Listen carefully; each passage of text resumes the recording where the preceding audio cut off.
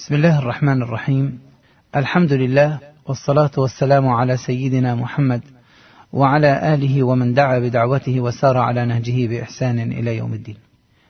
أيها الأخ الكريم، الحمد لله الذي رزقك زوجة ولودا وجعلك ممن تخلفه ذريته، فكم من رجل عقيم لا يولد له ولد، وكم من امرأة كذلك، فهذه نعمة عظيمة. المال والبنون زينة الحياة الدنيا، ولهذا فاستقبل عطية الله عز وجل بفرح وسرور وشكر وحمد، ذكرا كانت هذه العطية أم أنثى، فيكفي أنه سليم الأعضاء مكتمل النمو خال من الأمراض، فتبارك الله أحسن الخالقين الذي وهب وأعطى بمنه وفضله، يهب لمن يشاء إناثا ويهب لمن يشاء الذكور، أو يزوجهم ذكرانا وإناثا ويجعل من يشاء عقيما. وقد ولد للنبي صلى الله عليه وسلم 4 من البنات رضي الله عنهن، ولما ولد لإمام أهل السنة أحمد بن حنبل رحمه الله بنت، قال: الأنبياء آباء البنات، وقد جاء في البنات ما علمت، أي من فضل تربيتهن والقيام بواجبهن. كره البنات من عادات الجاهلية، أما في الإسلام فإنهن من الأبواب الموصلة إلى الجنة، فقد قال عليه الصلاة والسلام: من عال جاريتين حتى تبلغا جاء يوم القيامة أنا وهو هكذا، وضم أصبعيه، رواه مسلم. والأبناء في ميزان حسناتك إن أحسنت في تربيتهم وتوجيههم، فقد قال عليه الصلاة والسلام: إذا مات ابن آدم انقطع عمله إلا من 3، وذكر منها أو ولد صالح يدعو له. وقال عليه الصلاة والسلام: إن العبد لترفع له الدرجة فيقول: أي ربي أنى لي هذا؟ فيقول: باستغفار ولدك لك من بعدك، رواه أحمد. وفي كثرة نسل أمة محمد صلى الله عليه وسلم ما لا يخفى من إخراج من يوحدون الله عز وجل ويقومون بحفظ هذا الدين ونشره، فقد قال عليه الصلاة والسلام: تزوجوا الودود الولود فإني مكاثر بكم الأنبياء يوم القيامة، رواه أحمد. فهنيئا لك هذه الزوجة المباركة التي تلد لك البنات وتنجب لك البنين. وإليك بعضا من سنن وآداب المولود. أولا، التأذين في أذن المولود. لعل أول السنن إسماع المولود نداء الحق حتى ينشأ، وهذا الصوت يتردد على مسامعه 5 مرات كل يوم، فيكون من المحبين له المسارعين إلى أداء هذا الركن العظيم.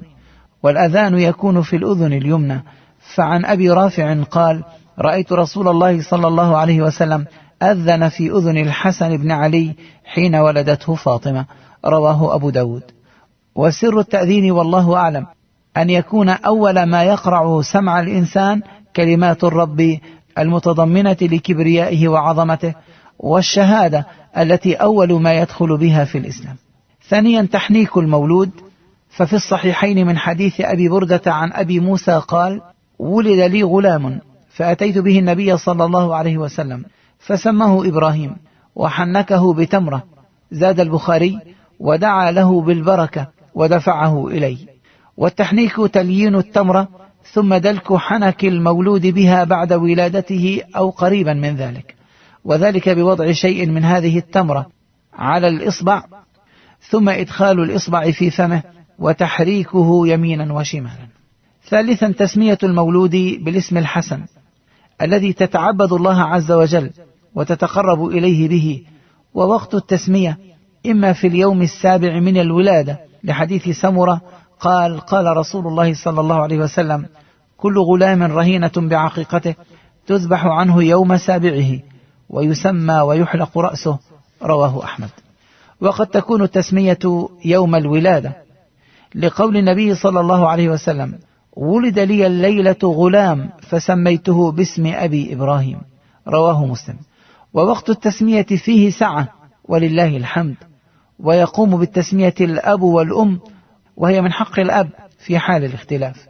إن شاء الأب سماه بنفسه، وإن شاء أعطى الخيار لزوجته، وإن شاء اقترع معها، ويجوز أن يكل الأبوان التسمية إلى الجد أو الجدة أو أي شخص آخر.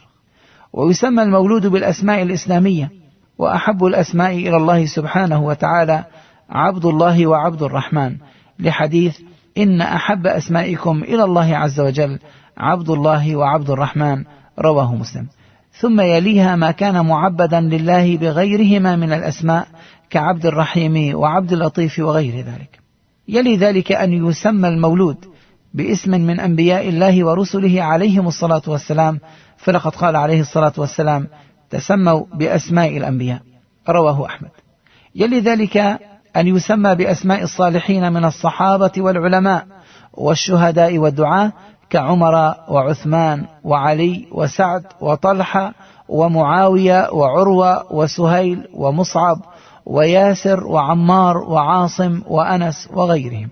وتسمى البنات بأسماء زوجات النبي صلى الله عليه وسلم وبناته، وكذلك من عرف صلاحهن وعفافهن ودينهن كخديجة وعائشة وفاطمة وأسماء وسمية ونسيبة وخولة وغيرهن. وله أن يسمي المولود بأسماء لها معان سامية نبيلة مثل حمزة وخالد وأسامة وحارث وهمام، وللبنات سارة وسعاد وعفاف وغير ذلك من الأسماء الرائعة. يدخل في ذلك تسمية المولود على اسم الجد أو الجدة إذا كان الاسم حسنا. وهناك بعض الأسماء الممنوعة، أولها المحرمة، فمن الأسماء المحرمة الأسماء المعبدة لغير الله تعالى مثل عبد النبي وعبد الرسول وغيرهما. ومن الأسماء المحرمة الأسماء الأجنبية الخاصة بالكفار مثل جورج وديانا وجاكلين وغيرها، وكذلك أسماء الطغاة والمجرمين كفرعون وأبي جهل وماركس وغيرهم. ثانيا المكروهة شرعا وأدبا وذوقا، فمما يكره التسمية به تلك الأسماء التي فيها تعبيد لأسماء يظن أنها من أسماء الله سبحانه وتعالى مثل عبد الموجود وعبد المقصود وعبد الستر.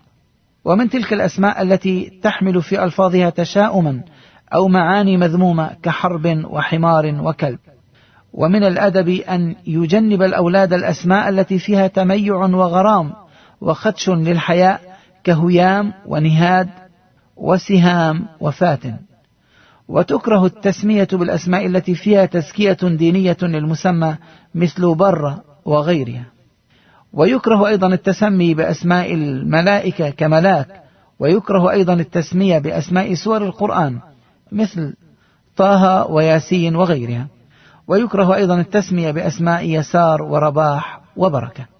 رابعا العقيقة. ومن آداب المولود العقيقة، وهي سنة مؤكدة، فلقد قال عليه الصلاة والسلام: كل غلام رهينة بعقيقته تذبح عنه يوم سابعه، رواه أحمد. وهي عن الذكر شاتان وعن الأنثى شاة واحدة، فلقد قال عليه الصلاة والسلام: على الغلام شاتان مكافئتان وعن الجارية شاة، رواه أحمد. والعقيقة تشمل الذكر والأنثى من الضأن والمعز، ولفظ الشاة يشمل ذلك كله، والأفضل الكبش، فلقد قال عليه الصلاة والسلام: تذبح العقيقة لسابع أو ل14 أو ل21، رواه الطبراني في الصغير. وله أن يأكل ويتصدق ويهدي من العقيقة، ويكره كسر عظمها. خامسا حلق رأس المولود. ومن الآداب المشروعة حين استقبال المولود أن يحلق رأسه يوم السابع من ولادته، أي في يوم ذبح العقيقة، فلقد قال عليه الصلاة والسلام لفاطمة رضي الله عنها عندما ولدت الحسن: احلقي رأسه وتصدقي بوزن شعره فضة على المساكين، رواه أحمد. فحلقته رضي الله عنها ثم وزنته، فكان وزنه درهما أو بعض الدرهم، ويبدأ في الحلق بالجزء الأيمن من الرأس ثم الجزء الآخر. سادسا الختان. ومن الآداب الشرعية ختان المولود، فلقد قال عليه الصلاة والسلام: الفطرة 5، وذكر منها الختان. ووقت الاستحباب اليوم السابع من الولادة، ويجوز قبل السابع وبعده إلى البلوغ، فإذا قرب وقت البلوغ دخل وقت الوجوب. سابعا الكنية للطفل الصغير، وهي من السنن الثابتة عن النبي صلى الله عليه وسلم.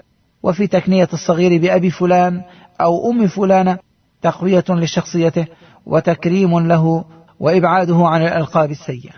أيها الأب المبارك، احرص على حسن التربية والتوجيه لأبنائك وغرس الفضائل الإسلامية في نفوسهم منذ الصغر.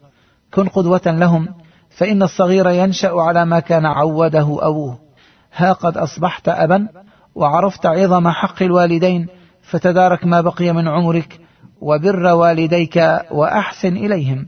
ها قد على مفرقك بياض الشعر، وهو رسول إليك يذكرك بتقادم العمر وتصرم أيامه، فاجعل ما بقي من أيامك في طاعة الله عز وجل. احذر أن تطعم أبناءك المال الحرام، فلقد قال عليه الصلاة والسلام: كل جسد نبت من سحت فالنار أولى به، رواه أحمد. أكثر من الدعاء لك ولذريتك، فقد كان هذا ديدن الأنبياء والصالحين. هذا المولود الصغير إذا نشأ على الصلاح والطاعة كان لك ذخرا بعد موتك، فاحرص على ذلك بحسن التوجيه واختيار أفضل الصحبة له، وأبعده عن رفقاء السوء، وجنب منزلك الفتن والشرور. وصل اللهم على سيدنا محمد وعلى آله وصحبه وسلم.